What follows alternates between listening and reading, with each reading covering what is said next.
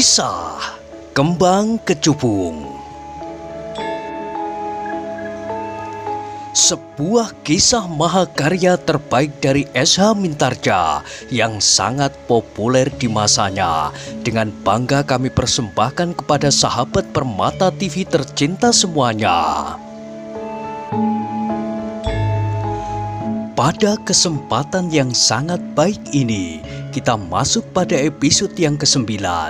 Selamat menikmati. Dalam kisah sebelumnya diceritakan, tiba-tiba saja Raden Tumenggung itu menghentikan kudanya. Dengan demikian kedua orang Tumenggung serta dua orang prajurit pengawal itu pun berhenti pula. Bahkan ketika Raden Tumenggung itu meloncat turun, yang lain pun meloncat turun pula. "Pegang kudaku," berkata Raden Tumenggung kepada seorang di antara kedua orang prajurit itu. Prajurit itu pun segera menerima kendali kuda Raden Tumenggung. Sementara Raden Tumenggung pun segera turun ke sebuah parit yang airnya nampak jernih, berkilat-kilat ditimpa cahaya matahari yang sudah melewati puncak langit. Sambil membasahi wajahnya dengan air parit yang jernih itu, Raden Tumenggung berkata, "Alangkah segarnya air di Kadipaten Sendang Arum." "Maaf Raden," sahut Ki Tumenggung Jaya Taruna. "Telatah Sendang Arum berada di seberang tugu itu Raden." "Oh, tetapi jaraknya hanya kurang beberapa jengkal saja. Air itu mengalir dari telatah Pucang Kembar." Raden Tumenggung Wreda yang tua itu mengerutkan dahinya, sementara Ki Tumenggung Reksa Bawa menggamit Ki Tumenggung Jaya Taruna sambil berdesis perlahan. "Jangan kau mengganggu saja, Adi. Orang tua itu dapat menjadi sangat kecewa, meskipun persoalannya tidak penting. Bahkan Adi hanya sekedar ingin bergurau." Ki Tumenggung Jaya Taruna tertawa tertahan. "Air itu sudah di perbatasan Raden," berkata Ki Tumenggung Reksa Bawa yang ikut turun ke dalam air pula.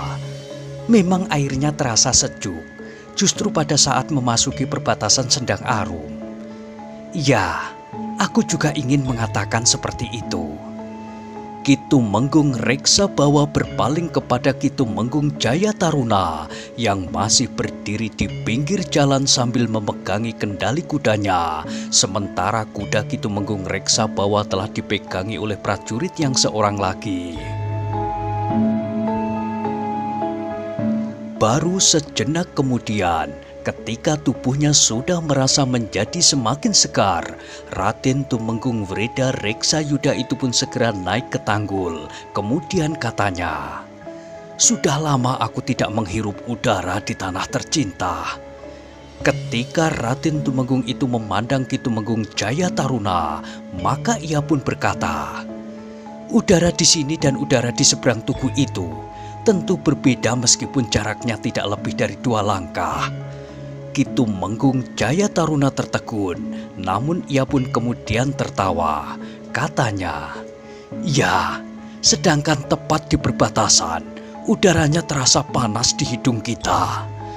Demikianlah sejenak kemudian kelima orang itu pun melanjutkan perjalanan. Namun Raden Tumenggung Wreda Reksa Yuda tidak tahan dipanggang oleh teriknya matahari yang justru sudah condong di sisi barat langit. Karena itu, iring-iringan itu pun terpaksa sekali lagi berhenti. Raden Tumenggung menjadi kehausan di perjalanan yang berat itu. Beberapa lama mereka berada di kedai itu. Tanpa disengaja mereka mendengar seorang yang sudah lebih dahulu berada di kedai itu berbicara kepada kawannya. "Tidak seorang pun yang mengira bahwa laki-laki itu sampai hati membunuh istrinya." "Ya, tidak seorang pun mengira," sahut kawannya. "Tetapi istri laki-laki itu memang cantik. dan jauh lebih muda dari suaminya. Itulah sebabnya ketika laki-laki itu pulang setelah menjalani hukuman dari kesalahan yang tidak pernah dilakukannya dan didapati istrinya berbuat serong dengan laki-laki lain, maka laki-laki yang sabar dan alim itu telah membunuhnya. Semua orang menyesali perbuatan itu. Bukan hanya perbuatan itu, tetapi juga seluruh kejadiannya. Kenapa laki-laki itu dihukum tanpa melakukan kesalahan apa-apa, sementara yang bersalah justru telah berbuat serong dengan istrinya? Kenapa pula istrinya telah menerima laki-laki lain pada saat suaminya menderita tekanan kewadakan dan kejiwaan? Kenapa? Ya, semua orang bertanya kenapa, tetapi semuanya itu telah terjadi. Kemudian laki-laki itu harus menjalani hukuman lagi karena ia telah membunuh istrinya. Untunglah laki-laki yang berkhianat itu sempat melarikan diri. Iya, tetapi ia jatuh ke tangan orang banyak. Bahkan orang itu juga hampir mati jika saja tidak ada 4 orang prajurit berkuda yang meronda. Raden Tumenggung Wreda berpaling untuk mengamati orang-orang yang sedang berbincang itu. Namun dalam pada itu keringat pun telah mengalir di punggung Ki Tumenggung Jayataruna. "Kita sudah terlalu lama beristirahat," berkata Ki Tumenggung Jayataruna kemudian. "Marilah Raden, nanti kita kemalaman di jalan. Kuda-kuda kita pun sudah beristirahat pula." Raden Tumenggung Wreda mengangguk. Katanya, "Marilah, aku menjadi semakin malas, tetapi tentu aku tidak dapat bermalam di sini." Beberapa saat kemudian, maka iring-iringan itu sudah melanjutkan perjalanan meskipun mereka tidak harus berkelahi di jalan. Namun ternyata waktu yang diperlukan hampir sama panjang dengan saat beberapa waktu yang lalu ketika kedua orang Tumenggung itu pergi ke Pucang Kembar. Sebelum senja, iring-iringan itu sudah memasuki pintu gerbang kota. Beberapa orang yang berpapasan berhenti. Mereka sudah mendengar bahwa Raden Tumenggung Wreda sudah mendapat pengampunan. Karena itu, ketika mereka melihat iring-iringan itu pun segera menebak bahwa seorang di antara mereka adalah Raden Tumenggung Wreda Reksayuda. Ya, yang di tengah di antara Ki Tumenggung Reksabawa dan Ki Tumenggung Jayataruna, berkata seorang yang kebetulan sudah mengenal kedua orang Tumenggung itu. Tetapi kawannya tidak mau kalah. Katanya, "Iya, memang yang di tengah itu. Aku sudah pernah mengenal Raden Tumenggung Wreda Reksayuda. Tentu saja waktu itu Raden Tumenggung itu masih muda." Namun seorang perempuan yang berdiri di dekat mereka pun menyahut, "Masih muda? Bukankah yang masih muda itu istrinya? Raden Tumenggung sendiri baru menjalani hukuman 3 tahun. Karena itu, sejak ia diasingkan, ia memang sudah tua." Orang yang menyebut waktu itu Raden Tumenggung masih muda itu pun tidak mau kalah. Ia pun segera menjawab, "Maksudku masih kelihatan muda, jauh lebih muda meskipun umurnya hanya bertaut 3 tahun sampai sekarang." Perempuan itu pun tidak menyahut lagi. Ia lebih memperhatikan Raden Tumenggung Wreda daripada omongan laki-laki itu. Istrinya yang muda itu tentu akan senang sekali menyambut kehadirannya, desis perempuan itu. Keberadaan Raden Tumenggung Reksayuda di jalan utama itu benar-benar telah menarik perhatian. Apalagi Ki Tumenggung Reksabawa dan Ki Tumenggung Jayataruna sengaja memperlambat kuda mereka. "Akulah yang letih, aku sudah tua. Tetapi kenapa tiba-tiba aku merasa perjalanan ini sangat lamban?" berkata Raden Tumenggung Reksayuda. Apakah Ki Tumenggung berdua sengaja membuat aku jadi tontonan di bumiku sendiri? Tidak, Raden. Maaf, aku pikir Raden yang rindu akan kampung halaman ini ingin memperhatikan keadaannya dengan seksama setelah 3 tahun tidak melihatnya. Marilah, jangan biarkan aku jadi tontonan di sini. Iring-iringan itu pun kemudian telah mempercepat perjalanan mereka. Sambil tersenyum Ki Tumenggung Reksabawa pun berkata, bukan karena menjadi tontonan orang, tetapi agaknya semakin dekat kerinduan Raden Tumenggung Wreda terhadap keluarganya justru semakin menyala. Ah, Raden Tumenggung itu berdesah. Beberapa saat kemudian, maka iring-iringan itu pun telah berbelok memasuki jalan yang langsung menuju ke depan rumah Raden Tumenggung. Raden, bertanya Ki Tumenggung Reksabawa, Raden berniat pulang dahulu atau langsung menghadap Kanjeng Adipati? Aku akan pulang dahulu, Ki Tumenggung. Aku akan beristirahat. Besok aku akan menghadap Dimas Adipati untuk melaporkan bahwa aku sudah pulang. Seandainya aku akan diasingkan lagi, aku sudah berada di rumah semalaman. Kenapa diasingkan lagi, Raden? Bertanya Ki Tumenggung Reksabawa. Mungkin setelah Dimas Adipati melihat wujudku, kemarahannya terungkit lagi. Ah, tentu tidak begitu. Jika Kanjeng Adipati masih marah, Raden tentu tidak akan diampuni. Tetapi apa Ki Tumenggung tahu kenapa Dimas Adipati memutuskan untuk mengampuni aku dan memberi aku kesempatan pulang sebelum aku menyelesaikan hukumanku? Berdasarkan permohonan dari Raden Ayu Reksayuda, Raden, kenapa Dimas Adipati baru mendengarkan permohonan Wiranti itu sekarang, setelah istri Dimas Adipati itu meninggal? Maksud Raden? Suara Ki Tumenggung Reksabawa meninggi. Aku tidak bermaksud apa-apa, Ki Tumenggung.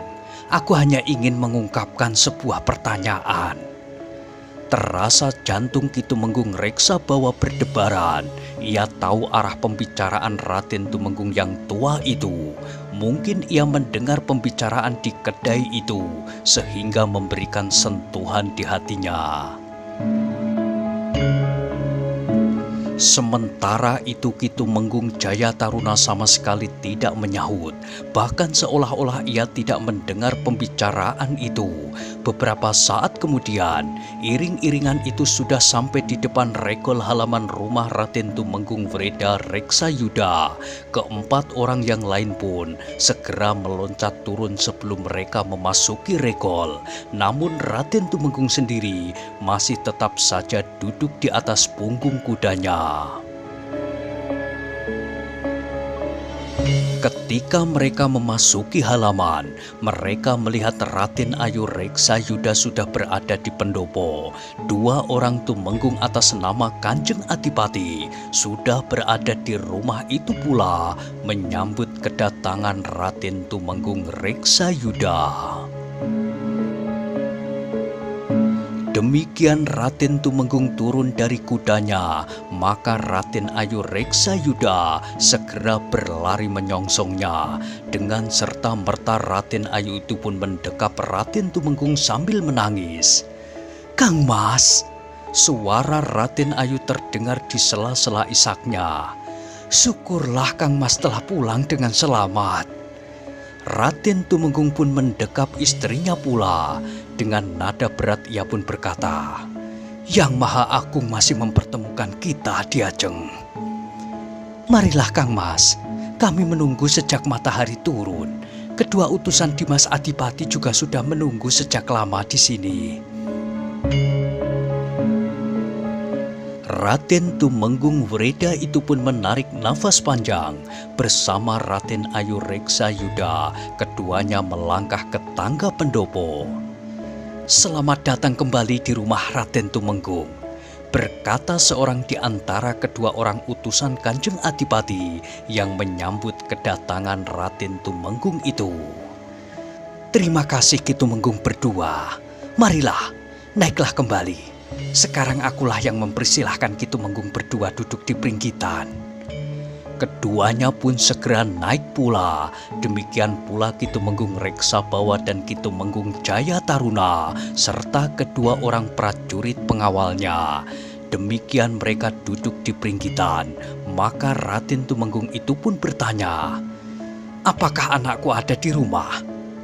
"Ampun Kang Mas," jawab Raden Ayu.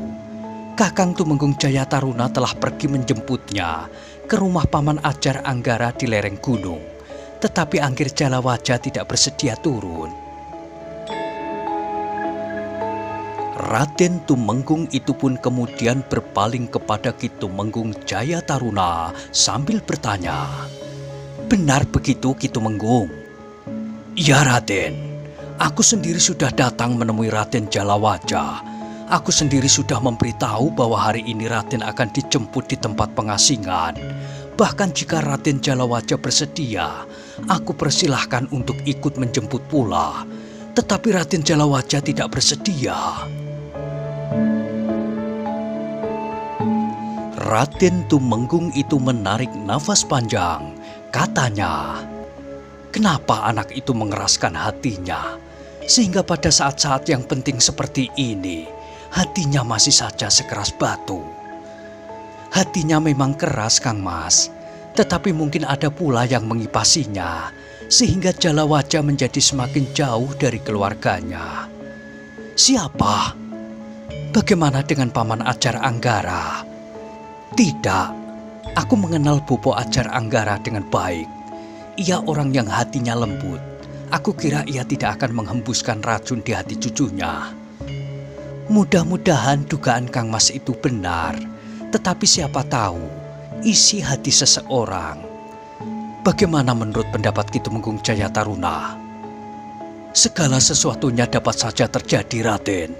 Tetapi sebenarnya lah aku tidak tahu apakah Ki Ajar Anggara telah membuat hati Raden Jalawaja semakin keras atau tidak."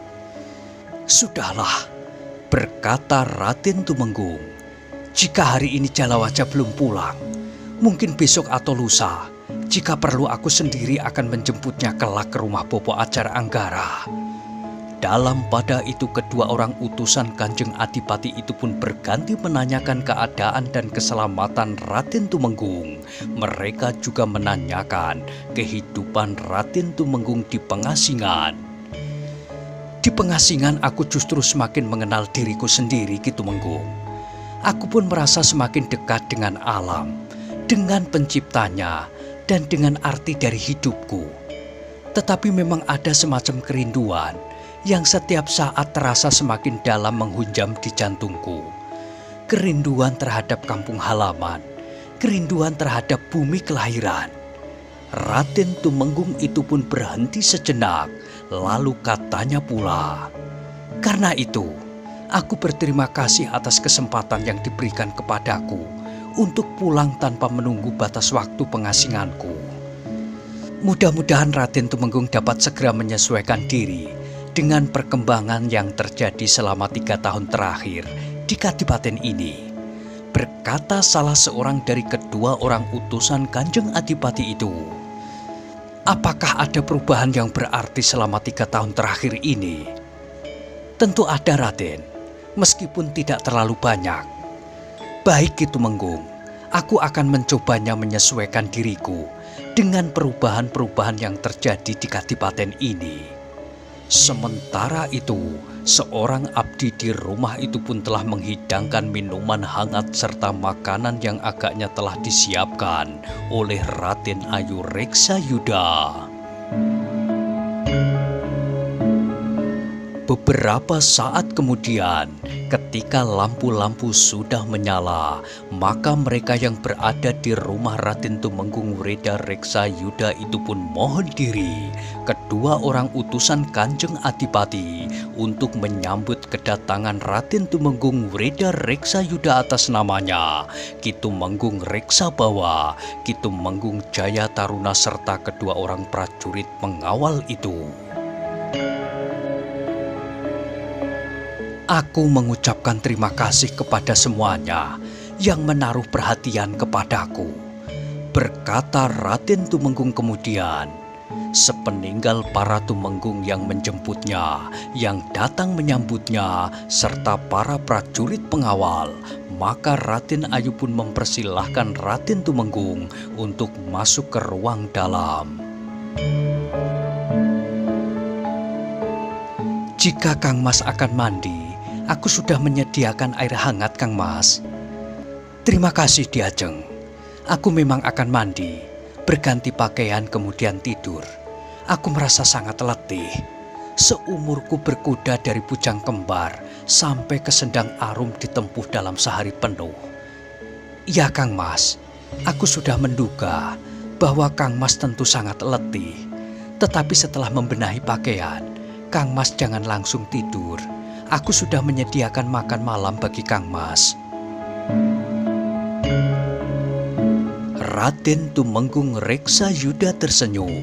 Katanya, terima kasih Diajeng, kau sangat memperhatikan aku. Aku sendiri yang masak Kang Mas, bukan para abdi. Aku ingin Kang Mas benar-benar menikmati hari ini, hari pembebasan Kang Mas Tumenggung. Raden Tumenggung pun kemudian pergi ke Pakiwan.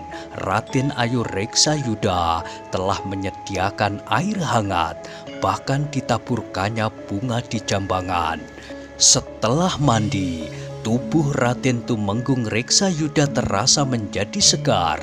Harumnya air bunga membuat tubuh Raden Tumenggung yang tua itu terasa kukuh kembali. Setelah berganti pakaian, maka Raden Tumenggung itu pun telah duduk di ruang dalam. Makan malam pun telah disediakan pula. Silahkan Kang Mas. Raden Tumenggung mengangguk-angguk. Ia menjumpai beberapa macam lauk kesenangannya, pepes udang, dendeng ragi, telur pindang, serta beberapa macam sayur yang sangat pedas.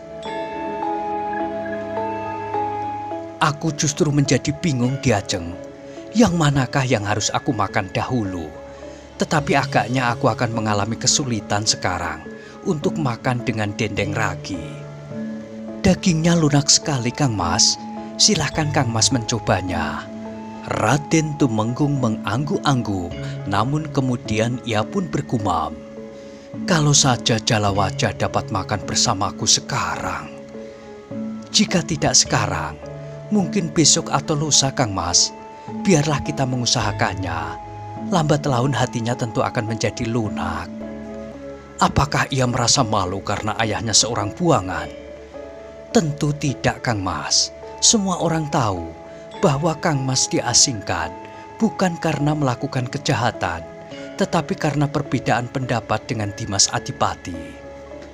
Beberapa orang lebih membenci pengkhianat daripada seorang penjahat. Kang Mas bukan seorang pengkhianat. Seharusnya Dimas Adipati tidak mengambil tindakan yang terlalu keras. Bukankah perbedaan pendapat itu mungkin saja terjadi? Apakah yang aku lakukan sekedar berbeda pendapat? Sudahlah Kang Mas, silahkan makan. Aku akan ikut makan bersama Kang Mas Tumenggung. Makan malam itu memang terasa nikmat sekali. Di pengasingan meskipun tidak pernah terlambat, namun yang dimakan oleh Raden Tumenggung agak kurang memenuhi seleranya. Karena itu, maka Raden Tumenggung itu tidak pernah merasakan nikmatnya orang makan. Dengan demikian, maka ketika ia dihadapkan pada hidangan yang bahkan menjadi kegemarannya, maka Raden Tumenggung itu benar-benar dapat menikmatinya. Apalagi pada saat-saat ia makan, Raden Tumenggung itu dilayani oleh istrinya sendiri yang sudah lama ditinggalkannya di pengasingan. Setelah makan malam, maka Raden Tumenggung sempat duduk-duduk sejenak di serambi rumahnya. Seperti seorang yang asing, maka Raden Tumenggung itu sempat mengamati serambi itu. Beberapa perabot yang ada di serambi itu masih juga perabot pada saat ditinggalkannya. Namun perabot-perabot itu tetap tertata rapi, bersih dan terpelihara. Sambil menarik nafas panjang, Raden Tumenggung itu duduk menghadap ke pintu yang tertutup. Lampu minyak yang menyala di atas ajuk-ajuk melemparkan cahayanya ke seluruh ruangan. Apa yang terjadi di rumah ini selama aku tinggalkan Diajeng? Bertanya Raden Tumenggung Wreda Reksayuda. Kesepian, Kang Mas. Rasa-rasanya semuanya membeku. Bukankah tidak ada orang yang berniat jahat terhadapmu? Tidak, Kang Mas. Meskipun rasa-rasanya aku memang agak terpencil dari pergaulan, tetapi tidak ada yang berniat jahat atau menggangguku. Bagaimana dengan para abdi? Mereka tetap patuh. Mereka menjalankan kewajiban mereka dengan baik. Mereka tetap berpengharapan bahwa mereka akan dapat mengabdikan dirinya lagi kepada Kang Mas. Mereka percaya bahwa Kang Mas akan segera pulang. Syukurlah, di pengasingan aku lebih banyak memikirkan kau dan keluarga daripada memikirkan diriku sendiri. Semuanya baik-baik saja, Kang Mas. Apakah selama ini Jalawaja tidak pernah pulang? Aku sudah mencoba untuk memanggilnya. Yang terakhir pada saat Dimas Adipati akan mengutus beberapa orang menjemput Kakang Mas di pengasingan. Tetapi Jalawaja tidak pernah mau turun dari tempat tinggalnya. Baiklah, biarlah pada kesempatan lain aku akan datang sendiri menemuinya. Aku juga ingin bertemu dan berbicara dengan Ki Ajar Anggara. Mudah-mudahan Ki Ajar Anggara bersedia menasehati Jalawaja, sehingga Jalawaja mau barang sepekan tinggal bersama kita di sini. Mudah-mudahan, Kang Mas. Tetapi tentu setelah Kang Mas Tumenggung beristirahat barang 2-3 hari. Ya, setelah aku tidak merasa letih lagi. Perjalanan ke lereng bukit itu tentu juga perjalanan yang melelahkan. Iya, Kang Mas. Raden Tumenggung itu pun menarik nafas panjang. Ia memang merasa aneh bahwa tiba-tiba saja ia sudah berada di rumahnya setelah beberapa tahun ditinggalkannya. Keduanya masih berbincang beberapa saat sebelum kemudian Raden Tumenggung itu pun berkata, "Aku akan beristirahat, Diajeng. Aku memang tidak terbiasa tidur sebelum wayah sepi uwong atau bahkan sampai hampir tengah malam. Tetapi mungkin karena aku terlalu letih, sehingga rasa-rasanya pada saat-saat menjelang wayah sepi bocah, aku sudah mengantuk. Silahkan, Kang Mas, aku akan memijit kaki Kang Mas." Sesaat kemudian Raden Tumenggung Reksayuda itu sudah berbaring di dalam biliknya. Namun tidak terlalu lama kemudian, maka Raden Tumenggung itu pun sudah tertidur nyenyak. Raden Ayu pun kemudian telah bangkit dan meninggalkan Raden Tumenggung setelah diselimutinya dengan kain panjang. Raden Ayu pun kemudian telah bangkit dan meninggalkan Raden Tumenggung setelah diselimutinya dengan kain panjang. Raden Ayu Reksayuda pun kemudian telah berada di ruang dalam bersama abdi perempuan Raden Ayu membenahi mangkuk-mangkuk kotor serta sisa makan malam. "Kalau kau lelah, biarlah besok saja kau cuci, Nduk. Asal kau letakkan di tempat yang mapan." "Baik, Raden Ayu." Abdi perempuan itu pun kemudian membawa mangkuk-mangkuk yang kotor itu ke dapur, meletakkannya di sebelah gentong yang berisi air, kemudian menutupinya dengan bakul yang besar. Di dapur itu, kadang-kadang seekor atau 2 ekor kucing masuk lewat celah-celah atap dan membuat mangkuk-mangkuk kotor itu berserakan. Bahkan pernah kucing yang berkejaran dan berebut tulang memecahkan mangkuk-mangkuk yang kotor. Raden Ayu Reksayuda masih juga sibuk membersihkan ruang dalam, menyapu lantai, mengumpulkan berbagai macam kotoran di sudut. Namun tiba-tiba saja Raden Ayu mendengar suara yang aneh di dalam bilik Raden Tumenggung. Karena itu, maka ia pun segera menarik tangan abdi perempuannya sambil bertanya, "Kau dengar suara itu?" "Ya, Raden Ayu." Raden Ayu pun kemudian berlari ke bilik, didorong pintu bilik yang tidak tertutup rapat itu. Namun Raden Ayu itu terhenti di pintu. Tiba-tiba terdengar Raden Ayu berteriak nyaring. Abdi perempuannya pun segera berlari pula, tetapi ia pun berteriak pula keras-keras. Pada saat yang bersamaan, terdengar pula derak pintu butulan yang dihentakkan. Abdi yang lain yang mendengar jerit di depan bilik utama di rumah itu pun segera berlari. Seorang abdi laki-laki dengan cepat telah sampai ke pintu bilik itu pula. Jantungnya pun bagaikan berhenti berdetak ketika ia melihat Raden Ayu Reksayuda menelungkup di atas tubuh Raden Tumenggung Wreda Reksayuda yang berlumuran darah. Sebilah keris masih tertancap di dadanya, namun agaknya Raden Tumenggung Wreda Reksayuda yang tua dan letih itu sudah meninggal. Tangis Raden Ayulah yang terdengar melengking memecah sepinya malam. Abdinya laki-laki dengan cepat berlari ke longkangan. Dipukulnya kentongan yang ada di longkangan dengan irama titir. Isyarat bahwa telah terjadi rajapati di rumah Raden Tumenggung Wreda Reksayuda. Beberapa saat kemudian telah terjadi kegemparan. Beberapa orang pun segera berdatangan memasuki halaman rumah itu. Bahkan beberapa orang tua telah memasuki ruang dalam rumah Raden Tumenggung Wreda itu dan langsung pergi ke bilik. Seorang di antara mereka pun berkata, "Jangan sentuh, jangan dipindahkan. Keris itu biarlah tetap di situ."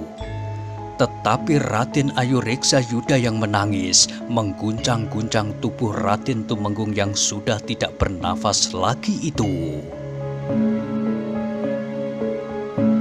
Beberapa orang prajurit berkuda yang sedang meronda pun segera melarikan kudanya menuju ke sumber suara kentongan dengan irama titir itu. Prajurit-prajurit berkuda itulah yang kemudian menertibkan hiruk-pikuk yang terjadi di rumah itu. Namun mereka juga tidak berani mempersilahkan Raden Ayu Reksayuda untuk keluar dari biliknya. Seorang di antara prajurit berkuda itu telah melarikan kudanya untuk memberikan laporan langsung ke dalam kadipaten. Nah, bagaimanakah kisah selanjutnya? Silahkan ikuti terus kisah Kembang Kecubung pada episode berikutnya. Sampai jumpa.